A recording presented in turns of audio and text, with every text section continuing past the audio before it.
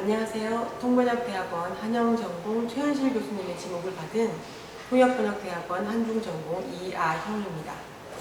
먼저 독서 릴레이 지명을 받고 나서 한참이나 어떤 책을 소개할까 고민을 많이 했습니다. 그러다가 제 전공이 한중전공이다 보니 중국에 대한 책을 소개하면 어떨까 하는 생각이 들었어요. 그래서 현대 중국을 가장 잘 소설에 녹여낸 작가이자 한국인이 가장 사랑하는 중국 작가인 위화의 신작 원청을 소개할까 합니다. 이미 작가 위화는 한국인들에게는 영화 살아간다는 것, 허상관 매열기를 통해 잘 알려진 작가입니다. 저는 대학 중어중문학과에 입학한 후 처음 접했던 중국 영화가 1학년 세미나 수업에서 보았던 살아간다는 것이었고, 처음 읽었던 중국 소설이 허상관 매열기였을 만큼 저에게 있어 중국의 문학은 위화로부터 시작되었다고 해도 과언이 아닙니다. 그리고 2017년 한 대학의 강연의 강연자와 통역자로 만나 그의 소설에 대한 생각을 들어볼 기회가 있었습니다. 당시 강연의 질의응답에서 그의 소설에 대한 생각을 들을 수 있었는데요. 한 관객이 한국의 세월호 사건 등에 대한 소설을 썼지만 주목을 받지 못하고 있는데 소설에서 이런 사회적 사건을 잘 풀어갈 수 있는 방법이 있을지에 대한 질문을 던졌습니다. 그때 위화는 소설에서 그 사건을 직접적으로 서술하기보다는 등장인물이 해당 사건을 겪거나 동시대를 살아가는 상황에서 관련 사건들을 배경이나 스토리로 녹여내는 것이 더욱 생동감 있을 것이라는 조언을 해주었습니다. 그의 이 대답은 위화의 소설을 가장 잘 표현하고 있는 것 같습니다.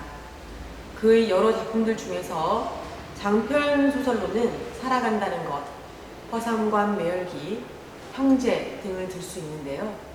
그의 장편 작품들은 중국의 현대사를 배경으로 녹여내며 그 시대를 살아가던 중국인들의 삶과 애환을 주인공의 시점에서 함께 느낄 수 있게 해준다는 점에서 매우 문학성이 높지만 아픔 속에 해학과 유머가 있어 읽기에 너무 무겁지 않고 인물의 인생을 살다 보면 어느새 순식간에 그 시대 속으로 빠져들게 만듭니다.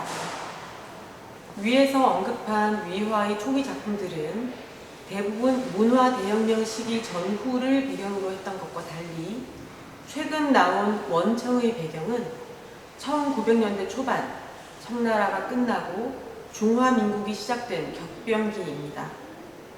본 소설은 주인공 린샹푸가 딸 린바이자를 낳고서 떠나버린 부인 샤오메이를 찾기 위해 샤오메이의 고향 원청을 찾아 나선 후에 겪게 되는 이야기들을 풀어쓴 정기적 소설입니다. 작품의 제목이기도 한 원청은 무엇을 의미하는 것일까요? 먼저 작품 내용에서 보면 주인공 린샹푸가 간절히 찾고자 한 샤오메이의 고향입니다.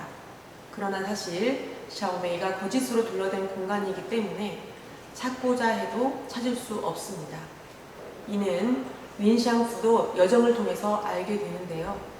그렇다면 작가 위화가 우리에게 제시하고자 하는 원청은 무엇일까요? 그의 한국어판 서문에서 보면 그 정답이 나와 있습니다. 중국의 어느 독자가 모든 사람의 가슴에는 원청이 있다 라고 한 말이 사람들에게 유명해지면서 수많은 독자들이 이 말을 따라하게 되었지만 최초의 소리는 대중의 소리 속으로 사라지면서 더 이상 이 독자를 찾을 수 없게 되었습니다. 그러나 이 독자가 사라질 만큼 같은 소리가 많아졌다는 것을 의미하기도 합니다. 이는 사람들이 이 말에 대해서 그만큼 공감했다는 이야기겠지요. 그래서 원청은 공감이라고 말하고 있습니다.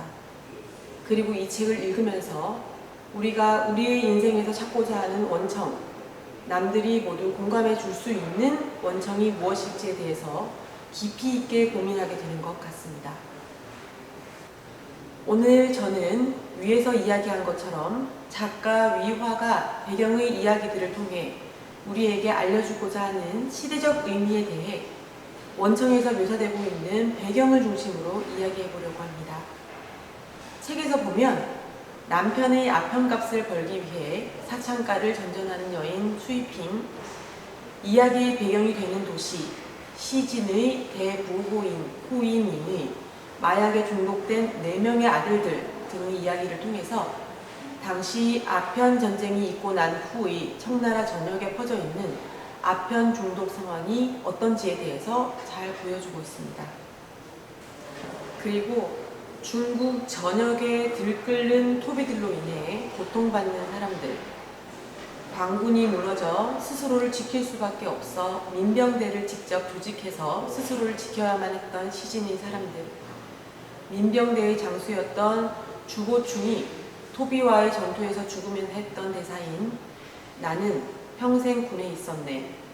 청나라 군대에서 시작해 서북군에 있었고 시진의 민병단을 이끌었지. 생각지도 못하게 시진 민병단이 가장 용맹했어. 자네들 단장으로 있었던 건 내 평생의 행운이었네. 죽어도 여한이 없어. 라고 했던 대사에서 저물어 가던 청나라 군대의 실상도 잘 알 수 있습니다. 이처럼 배경에 녹아있는 당시 생활상 위에 등장인물들의 이야기가 입혀지면서 생동감이 더해져 읽는 내내 주인공과 함께 같은 시대를 살아온 것만 같은 느낌을 가지면서 주인공들의 삶과 생각에 공감할 수 있는 책입니다. 여러분들도 원청을 읽으면서 여러분들의 마음속 원청을 찾아 떠나시면 어떨까 하는 마음에서 이 책을 소개해 드렸습니다. 그리고 작가 위화에 대해 관심이 생기신 분들이라면 살아간다는 것, 허삼관 매혈기, 형제 등 위화의 장편 소설과 함께 현대 중국을 살아보시는 것을 추천드립니다. 그럼 제 책 소개는 여기서 마치고 다음 독서 릴레이 주자로 지목할 선생님은 회계전공 문진주 교수님입니다. 감사합니다.